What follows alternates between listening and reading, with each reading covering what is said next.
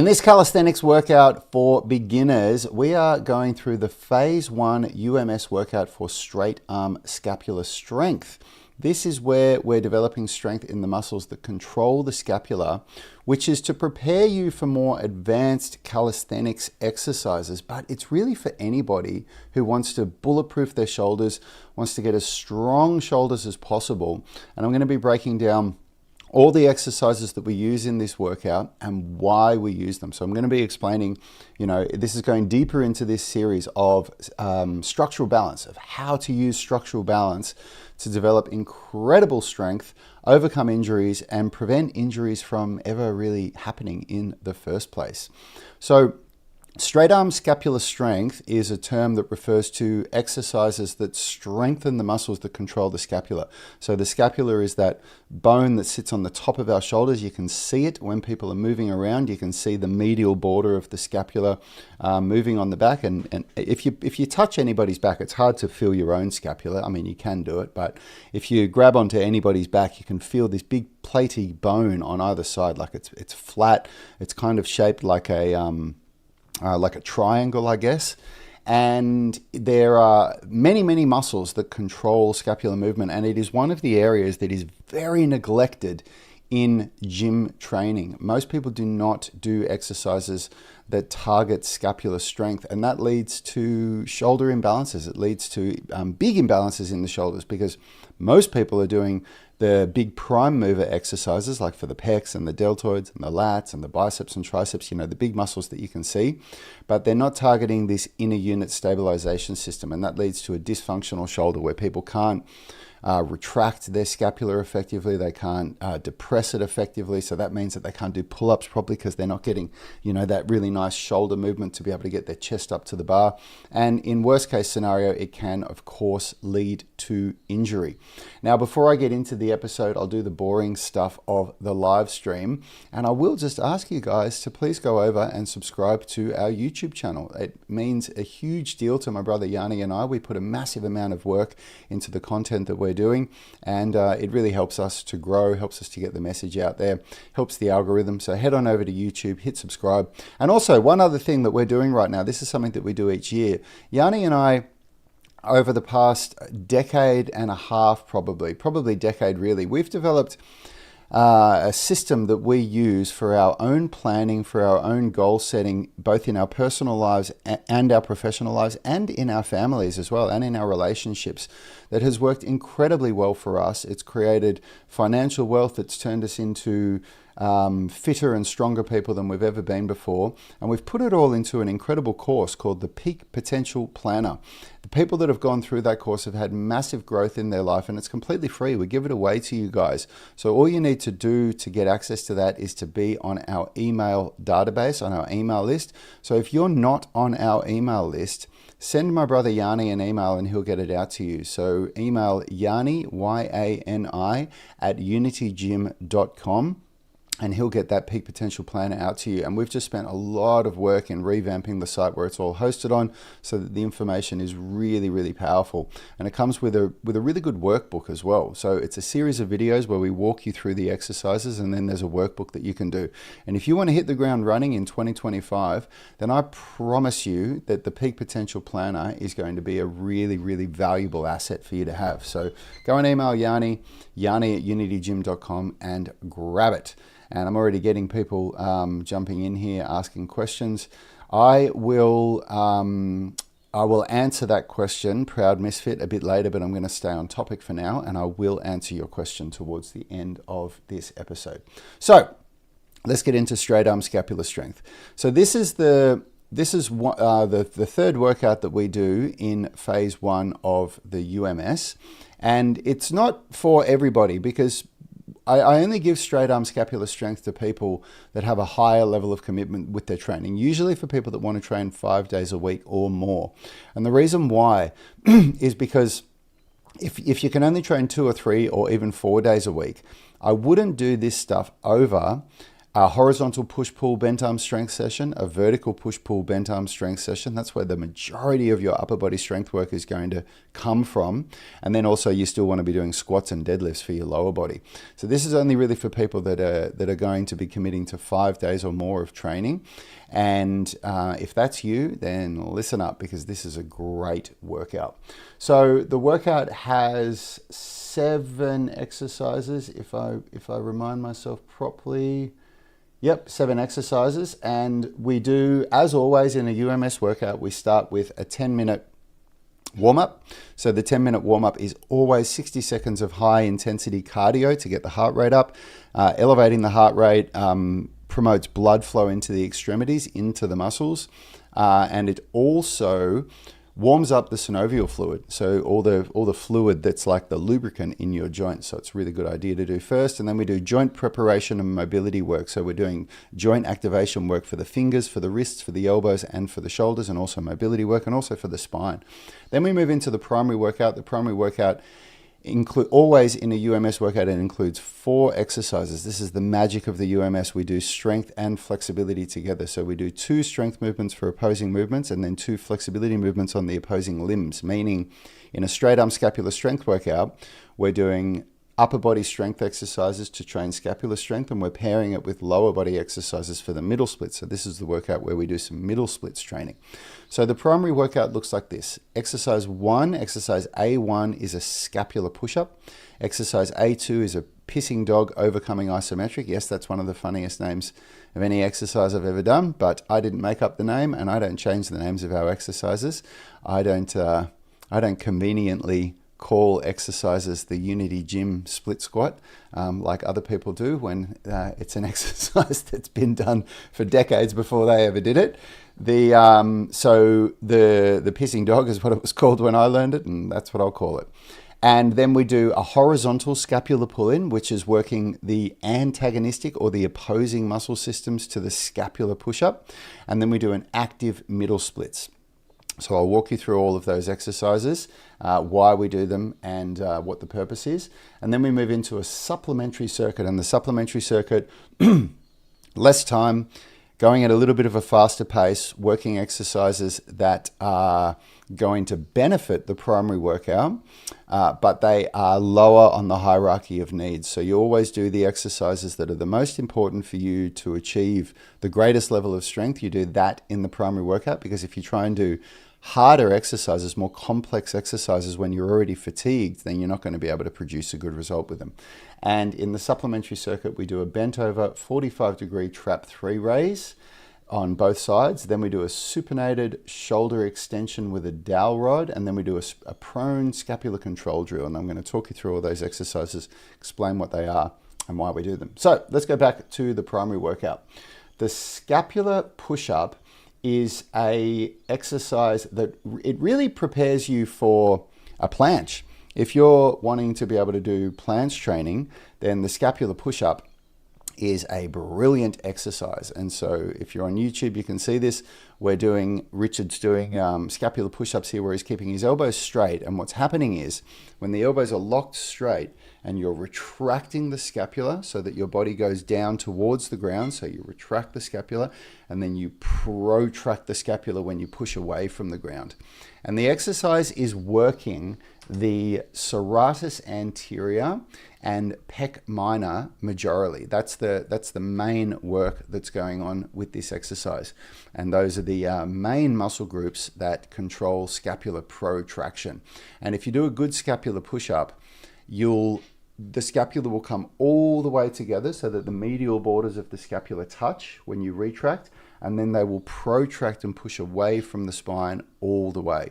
And so, as I said again, it's a brilliant exercise for training straight arm scapular strength and in the pushing pattern. And it's a very, very important exercise to get strong, and it's also very, very hard to get good at. This is the exercise that if I had have paid more attention to, and if I had have not skipped ahead as quickly as I did when I was doing my planche training, I would have avoided a slap tear. I did a slap tear doing the exercise that is two progressions beyond this one.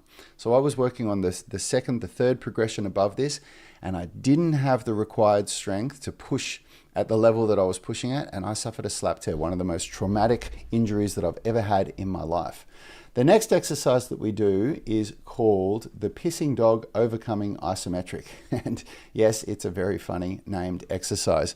But what it is, it's basically an end range strength exercise for the middle splits. So what we're doing here is we're developing end range strength for the glutes. So you get down on all fours next to a wall or next to an immovable object, so on your hands and knees, and you push your knee into the wall without twisting your body, because rotating your body does not assist with glute strength. So what you're doing is you're lifting your knee into the wall whilst keeping a really strong, stable position, and then you push your knee into the wall as hard as you possibly can for 10 seconds, really driving and creating strength in those glutes at end range, and then you repeat that for 3 reps. So that exercise, the idea with flexibility training that we do in the UMS is that we're always doing end range strength. So we're trying to strengthen the opposing muscles at end range, because that hacks the nervous system and it gives you incredible levels of flexibility. And then we pair that with loaded stretching. So we'll get to the loaded stretch in a minute. The next exercise that we do is called the horizontal scapular pull-in. And the horizontal scapular pull-in is working the opposing muscle system to the scapular push-up. So where the scapular push-up was strengthening the muscles that protract the scapula, the horizontal scapular pull-in is now strengthening the muscles that retract the scapula. So we're training those opposing muscle systems in a 1-to-1 ratio to create structural balance in the shoulders. And this is one of those concepts about structural balance training that once you learn it and understand it, if you really absorb this information, you'll have a real aha moment. It's this, oh my God, why did I never think of that? This idea that to create balance in the shoulder, I need to strengthen the muscles that push the joint this way and then the muscles that pull the joint this way. So the scapular push-up, strengthening the muscles that protract the scapula, the muscles that push the scapula away from the spine, or when you're down in that scapular push-up position, it's when it pushes you back upwards.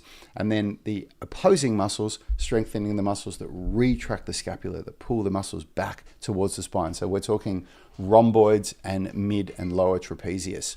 And again, this 1-to-1 ratio, it deals with so many injuries. It prevents injuries, it fixes injuries. It's so effective. And this exercise also, what it does is, it is a preparation for the front lever. And a lot of people start front lever training just going straight into tuck levers. And tuck levers are actually really, really hard to do correctly, because if you do a good tuck lever, you've got to keep your elbows completely straight and you need to retract the scapula at least somewhat.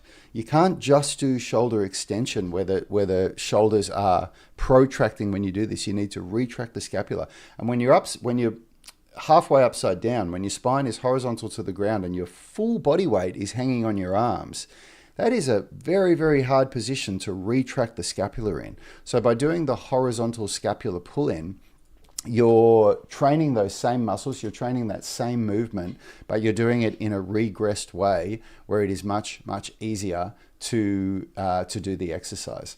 And then the final exercise for the primary workout is an active middle splits. And I'm going to show you guys Richard doing this, because I always get a lot of people flaming me online for doing for demonstrating exercises for flexibility at my level, saying, how does a beginner do it? Well, this is how a beginner does it. So when you do the active middle splits, you basically just stand on your feet.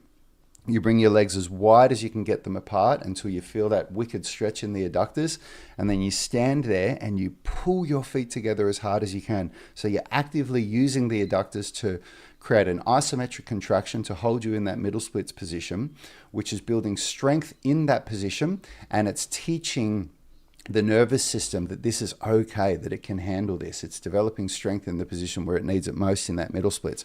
And so when you pair that loaded stretch for the adductors, for the active middle splits, when you pair that with the end range contraction for the glutes with the pissing dog, magic happens and you have incredible progress with your middle splits training. So that is the primary workout, and you can see the way we do it.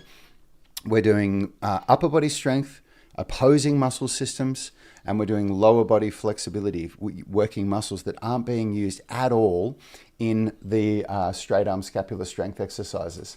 And that's the general way that we do strength and flexibility, because you can do one of those rounds. You can do all of those 4 exercises in 5 minutes.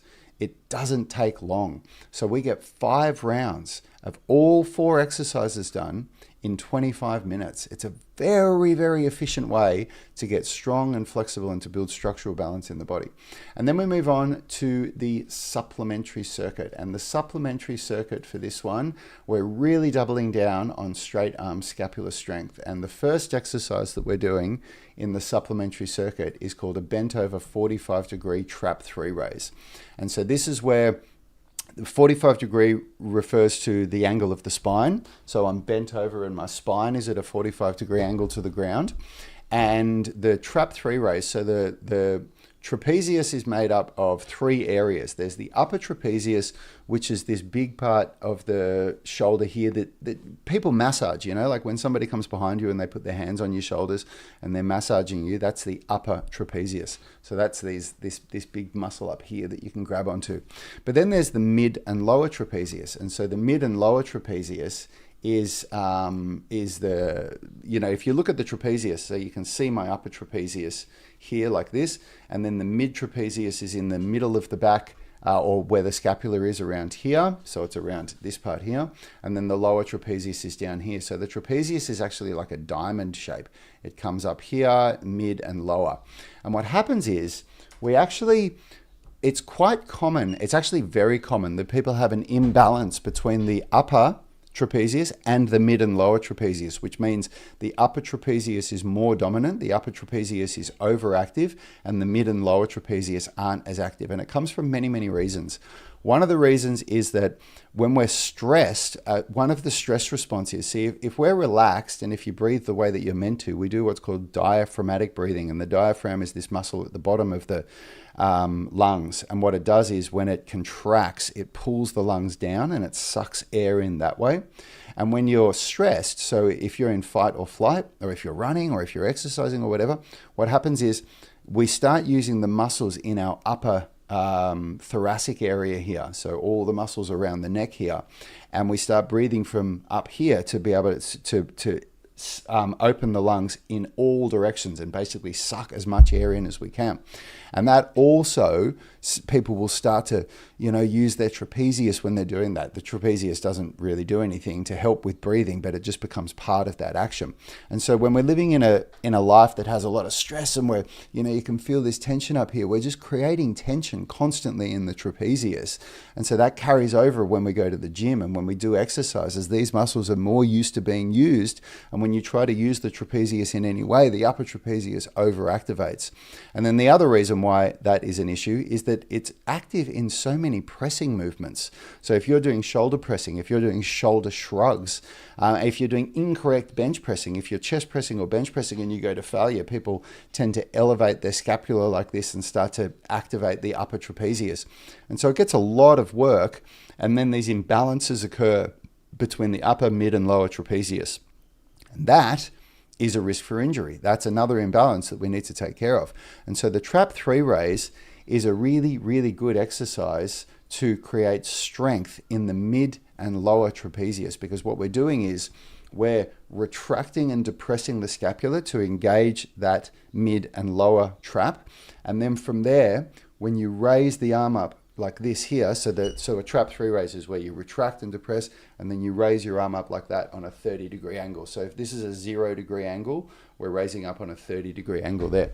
And what happens is that when you raise your arm up like that into shoulder flexion, the scapula wants to elevate, but by keeping it depressed, it's the mid and lower trapezius that are really working hard to keep it depressed and retracted during that movement. So it has an incredible result in the body of creating shoulder stability.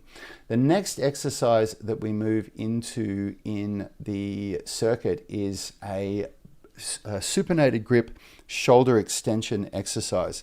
And so this is where you grab onto a dowel rod behind you and you're pulling your shoulders back into shoulder extension. And it's basically just to create an opposing movement from the trap 3 raise, because again, you know, this structural balance, it's like if you're going to do exercises where you're pushing like this, where you're strengthening your chest and you're strengthening your deltoids and your triceps, then you also want to be doing exercises where you're pulling like that, where you're strengthening your lats and you're strengthening your rhomboids and your posterior deltoids and your biceps. And so it's the same concept. We just want to do, you know, we've done an exercise where we're strengthening shoulder flexion. Now we're doing an exercise where we're strengthening shoulder extension.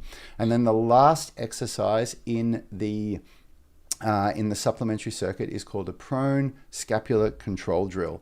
And this is a real humbling exercise, this one. A lot of people really struggle to get this one right. So you're laying face down on the ground, your nose is touching the ground, your arms are out beside you, you depress your scapula, and then you very slowly raise your fingers no more than about 4 or 5 inches off the ground, and then you slowly lower them back down towards the ground. So really common mistakes that people do with this exercise is they move at this kind of a speed where they're moving way faster. They're moving their hand like this. And if you do this properly, your hand will literally go from here to about there in that speed. Because the way that the trapezius and the rhomboids respond very well to time under tension. So more time under tension produces really good strength results in those muscle groups. So other muscle groups respond very well to fast muscle contractions, like the biceps, for example, and the hamstrings.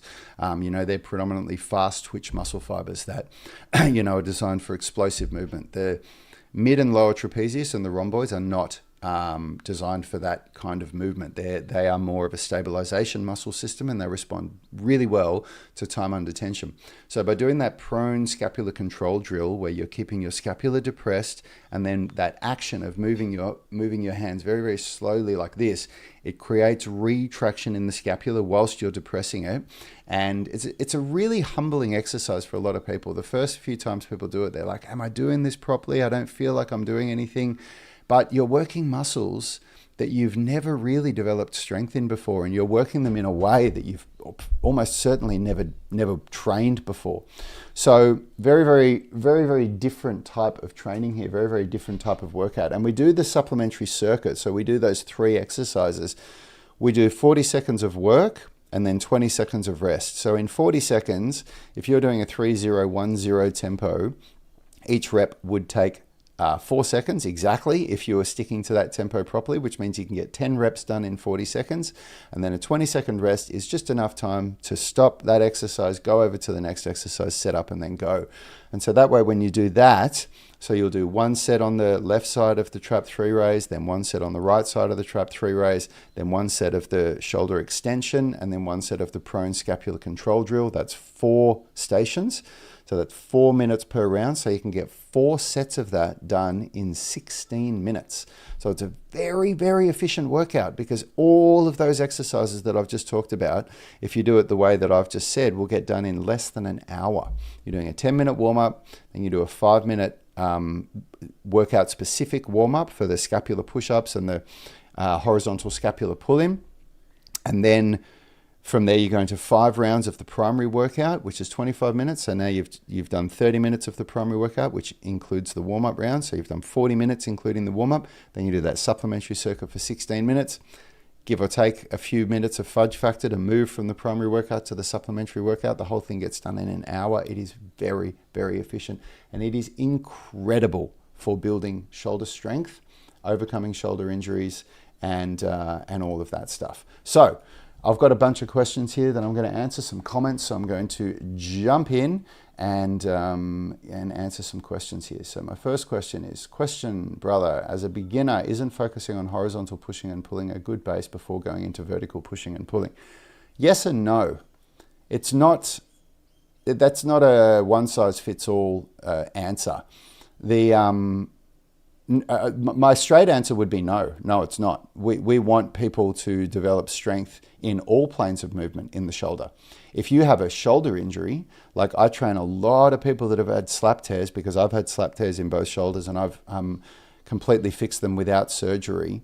So a lot of people come to us for shoulder injuries. When you have a traumatic shoulder injury, you don't go near the vertical plane, because the vertical plane, that range of motion is just way too painful and demanding and dangerous for the shoulder. And also what happens is, after a traumatic shoulder injury, is that all these muscles that I've just been talking about, the scapular stabilizers, they forget how to do their job properly. And when you try to flex your shoulder and bring it above, bring your arms up above your head, the dysfunctional shoulder will elevate like this, and you get this horrible joint glide. And so what we have to do is we have to strengthen the horizontal pushing and pulling pattern first, and strengthen the scapular stabilizers to be able to control that scapular movement. And then we gradually move into the vertical plane. So you don't just go straight from the horizontal plane to the vertical plane in one program phase.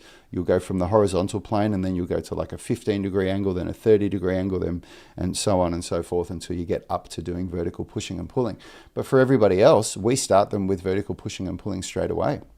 Why wouldn't you? If people don't have shoulder injuries and they don't have problems, you're just going to create dysfunction and imbalance in the shoulder if you're not training vertical pushing and pulling.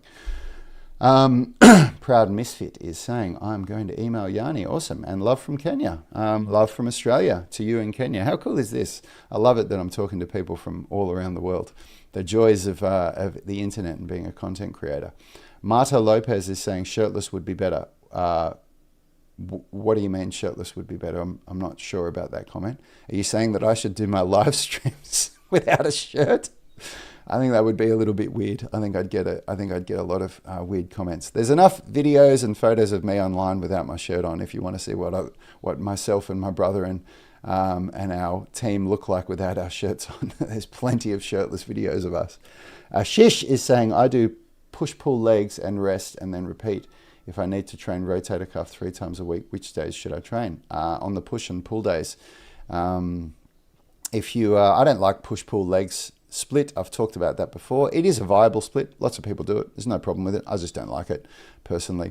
But if you were going to do rotator cuff training, I would do it on your, I would actually probably do it on your push day, because the rotator cuff it really needs to be balanced against your pushing exercise. The rotator cuff, the external rotators of the rotator cuff play a very crucial role in keeping the head of the humerus up here in the glenohumeral joint, head of the humerus, and the external rotators at the back of the humerus. They are very active in preventing the shoulder from dislocating when you're doing chest pressing. So if you're doing a lot of pressing and you're not strengthening that rotator cuff, then you're creating dysfunction in your shoulder, and you're asking for an injury as you get stronger and stronger and stronger. So that's what I'd do if I was doing you. Amber is saying, is an eccentric middle split different than an active middle split? It absolutely is, Amber. And we use the eccentric middle splits in the UMS, but it is a very, very advanced exercise. And I'm going to pull up some footage of me doing an eccentric middle split for you guys here. I need to find it. Where is it? Where is it? So the eccentric middle split is way more demanding than a active middle split, because the muscle fibers are lengthening during the contraction, and you're going down to a deeper and deeper and deeper depth. So it is definitely not a beginner-friendly version. So for those of you on YouTube, you can see me here doing an eccentric middle split. So an active middle split is where your feet are planted firmly on the ground and you don't move in the position. An eccentric middle split, which you can see me doing here, is where the feet are going wider and wider and wider during the rep. And I'm using sliders there because I've got my shoes on and I'm on AstroTurf. It's a really, really demanding exercise, and we do it after many other exercises. I've got a video on YouTube that explains all of the progressions that we do for middle splits in the UMS, and so you can watch that if you want to learn the progressions. But first we do active middle splits, then we do middle splits, crack, contract, relax, antagonist, contract.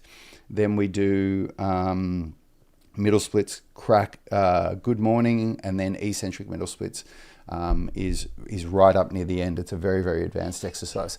Very, very good, but you need to be prepared for it. Derek is saying Kelso shrugs is a better exercise for middle trap. You're asking that as a question.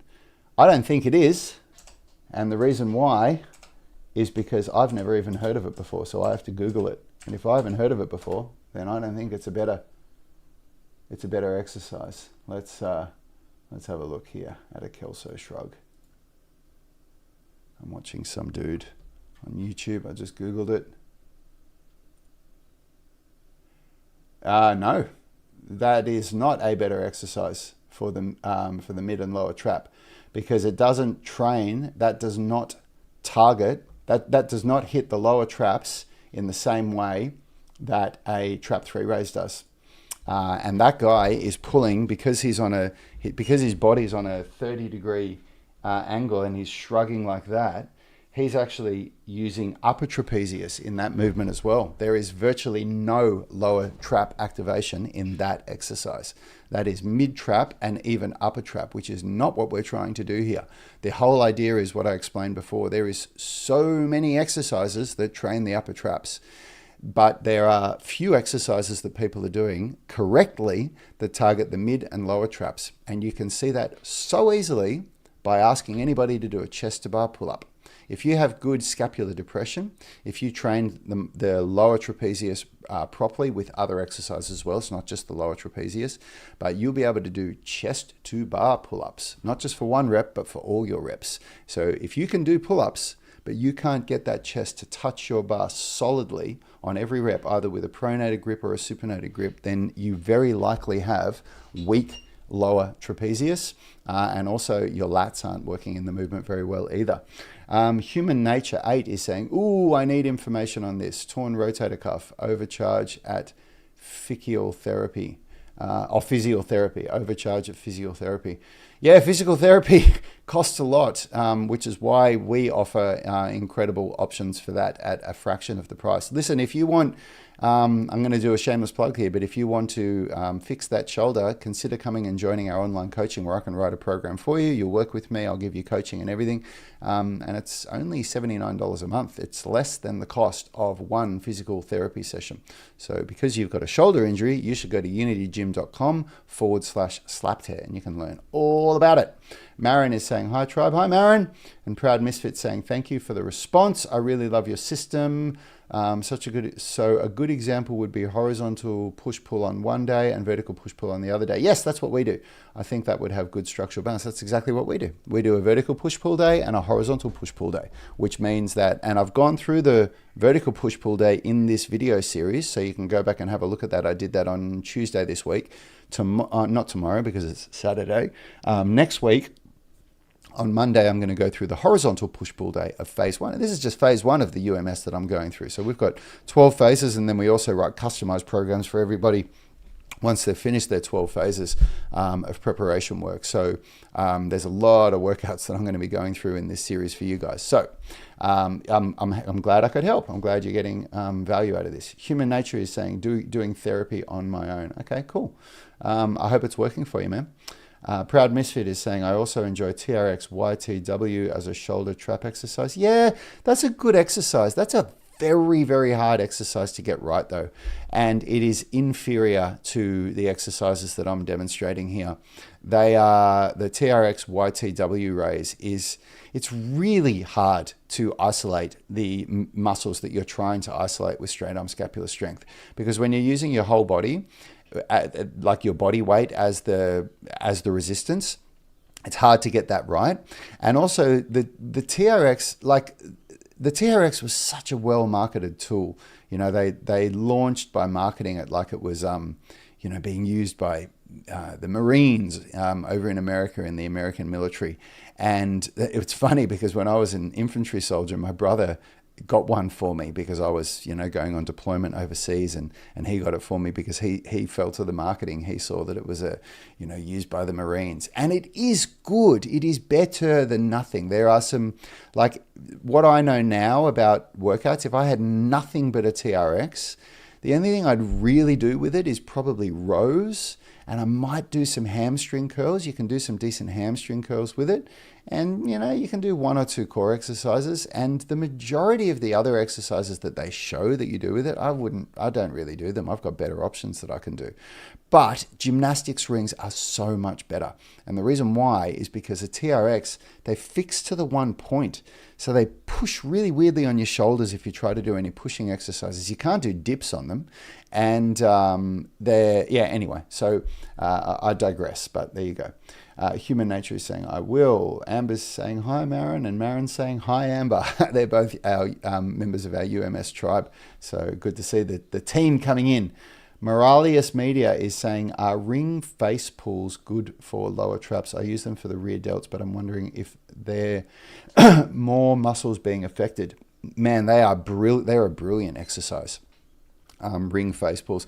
Cable face pulls are better, again, for the same reason that I just said about a TRX.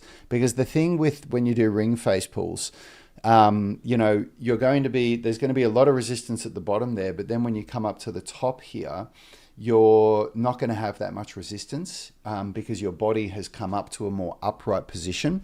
And so they are a really good exercise, but if you can do them with cables, and I've actually got these cables set up that I've set up out in my home gym where I got them on Amazon. It was like $50 or something, and you suspend it from the roof, and it's got a pulley system, and it goes down on one side and you put your weight on there, and then on the other side you put your attachment on there. And it was such a good investment. I actually got 2 of them so that I can do chest flies and rear delt flies and lat pullovers and a lot of other exercises.